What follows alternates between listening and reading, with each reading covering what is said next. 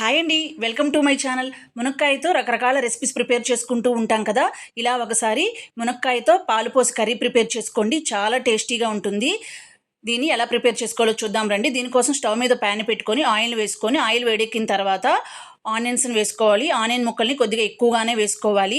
ఆ తర్వాత కట్ చేసిన మునక్కాయ ముక్కలను కూడా వేసుకొని, కొద్దిగా పసుపు, అలాగే రుచికి సరిపడా సాల్ట్ను కూడా వేసుకొని అన్నీ బాగా కలిసేలా కలుపుకొని ఆనియన్స్లో నుంచి ఆయిల్ సపరేట్ అయ్యేంత వరకు కుక్ చేసుకోవాలి. ఇప్పుడు ఇందులో కొద్దిగా ధనియాల పొడి, రుచికి తగ్గట్లుగా కారాన్ని కూడా యాడ్ చేసుకొని బాగా కలుపుకొని ఒక 2 నిమిషాల పాటు ఫ్రై చేసుకున్న తర్వాత ఇందులో కొద్దిగా కరివేపాకును కూడా వేసుకొని ఫ్రై చేసుకొని గ్రేవీకి సరిపడా వాటర్ని యాడ్ చేసుకోవాలి. యాడ్ చేసుకున్న తర్వాత ఒకసారి ఉప్పు కారాన్ని చెక్ చేసుకొని మన రుచికి తగ్గట్లుగా ఉప్పు కారాన్ని అడ్జస్ట్ చేసుకోవాలి. తర్వాత మూతను పెట్టుకునేసి మునక్కాయ మెత్తగా అయ్యి గ్రేవీ అనేది చిక్కబడేంత వరకు కుక్ చేసుకోవాలి.